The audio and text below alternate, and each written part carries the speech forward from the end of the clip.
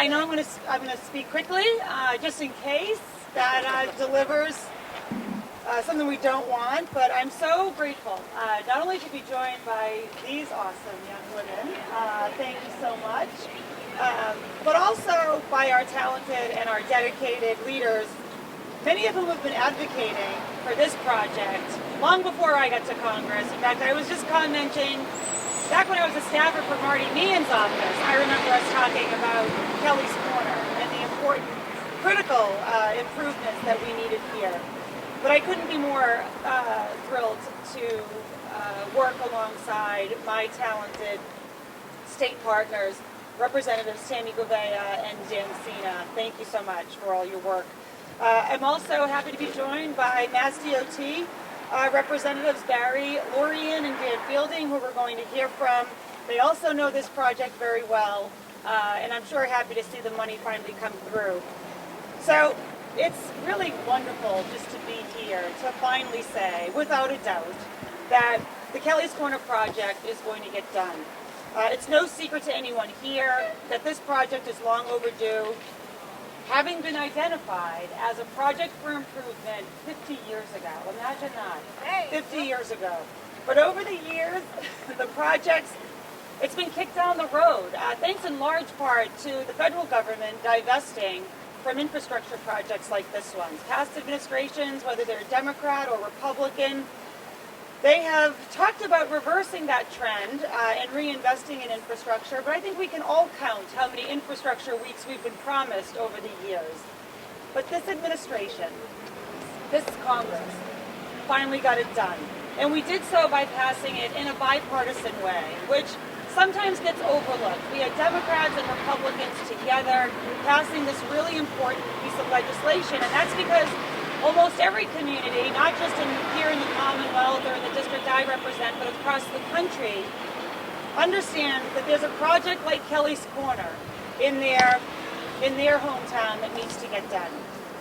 So the infrastructure law is massive, and I'll spare you the breakdown because we would get rained upon and we'd be here for days. But for Kelley's Corner specifically, it's delivering over $12 million combined with another $3 million from the state, so that we can see the project through to completion. And once finished, this project will make it safer for drivers, for pedestrians, and cyclists to navigate the area and obviously reduce vehicle congestion that we're seeing right behind us. And we're not just talking about new traffic signals, wider lanes, and better sidewalks to achieve that goal. Those are critically important, but so too are the bike lane, the improved lighting, the upgraded stormwater management. So that project will also deliver those things as well. And with the official groundbreaking expected later this year, we've come a long way from the days of wondering if Kelley's Corner would ever get done. That's thanks to all of you. We wouldn't be here without your advocacy, so I want to thank you all. Of course, I'd be remiss if I didn't mention that this work complements the $8 million grant that Acton received through the Department of Housing and Community Development to construct the residences at Kelley's Corner. Right now, we have a severe shortage of affordable housing units for our seniors, and this grant will make it possible to build 31 new affordable housing units for individuals 62 and over, or those who have disabilities. But they need to be able to get around the area in order for it to all be worthwhile, which is why completing Kelley's Corner is so important. And it's why I say that projects like this one made my vote for the bipartisan infrastructure law one of the easiest votes that I've taken since joining the Congress 3 years ago. Its impact here in Acton and communities across our district cannot be overstated enough, and I look forward to seeing Kelley's Corner and so many other projects in the months and years ahead. So I want to thank you all for being here today. Of course, I look forward to continuing the work, as well as putting Acton in good position to take advantage of all the grants that are available to towns this size in the infrastructure law. But it is now my pleasure to introduce and invite my partners in service, Representatives Gouveia and Dan Cena, to say a few words.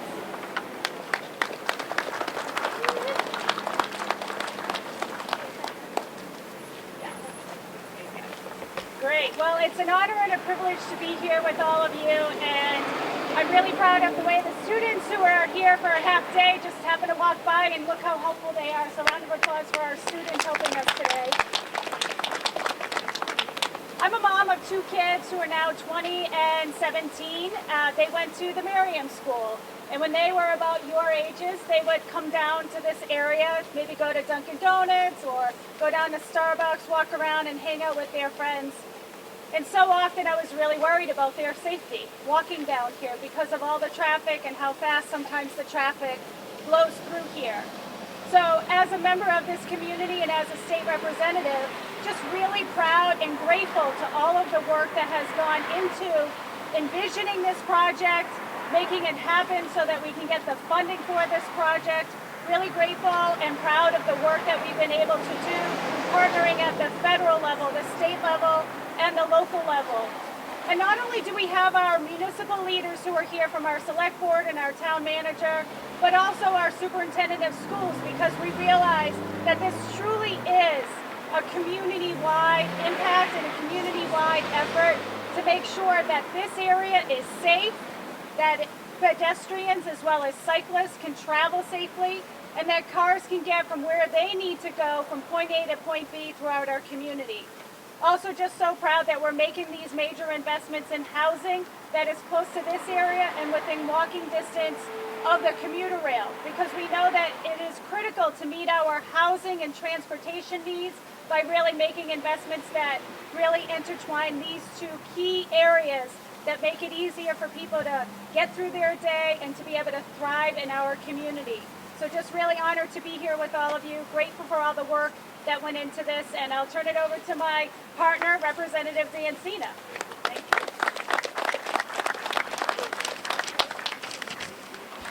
you. Is this working? Well, good afternoon, everyone. It's great to be here. I'm really excited for this day. I remember even before I was elected, voting in town meeting, voting for the approval of this project. So I want to thank the town Acton residents for taking the lead. So projects like this started at the local level is so important. And I certainly want to thank Congresswoman Laura Turahan for coming to Acton and also unveiling this money, bringing this money from the federal government. I'm proud to say that we were able to secure it about $3 million from the state to help with the cost that would take to get this project done. I also want to recognize some town officials here, and I'm glad to see the superintendent in town, since this is something that is going to impact the lives of the students walking by every day. So with that, I just want to say thank you, and thank you.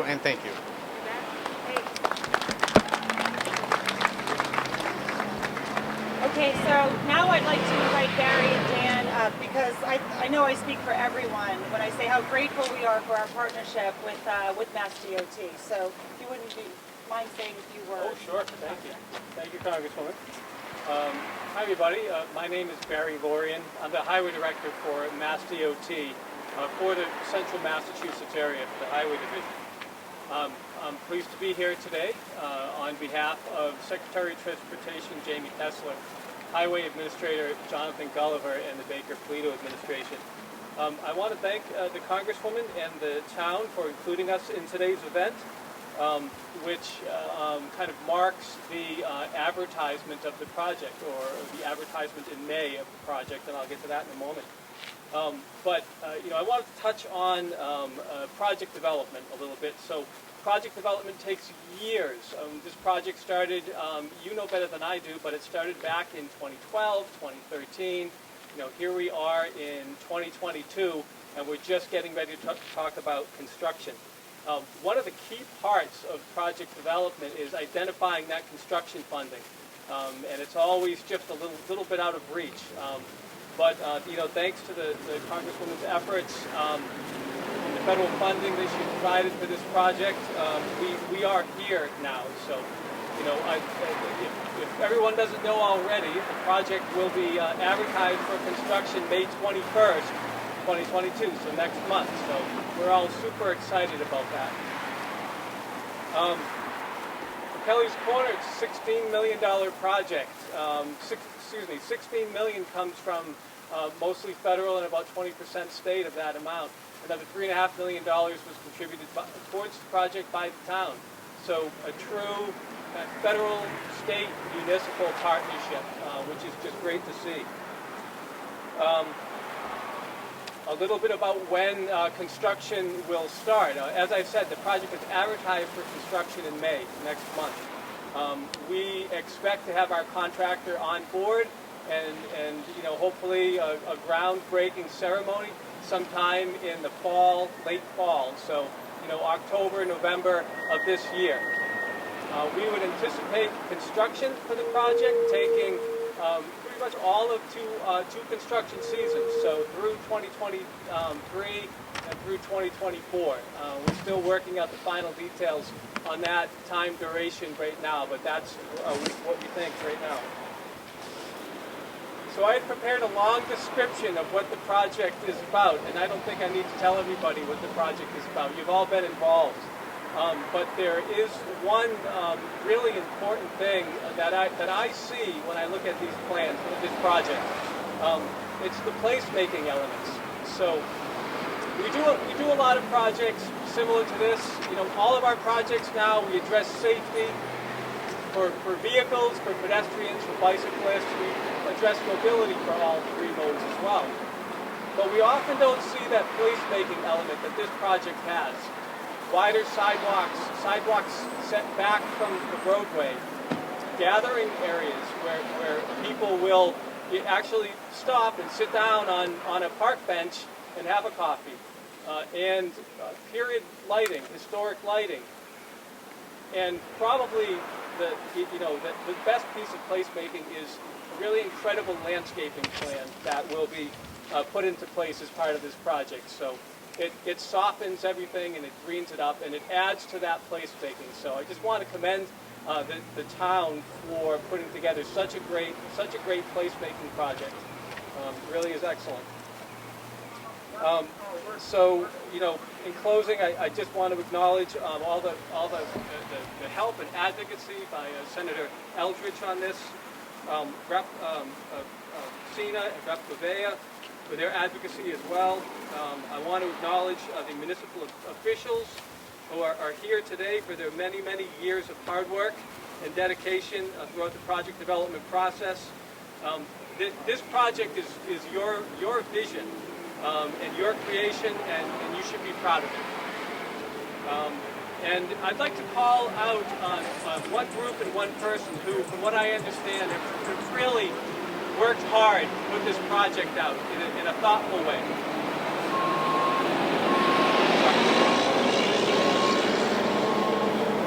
So Kristen Michard, who is a town planner,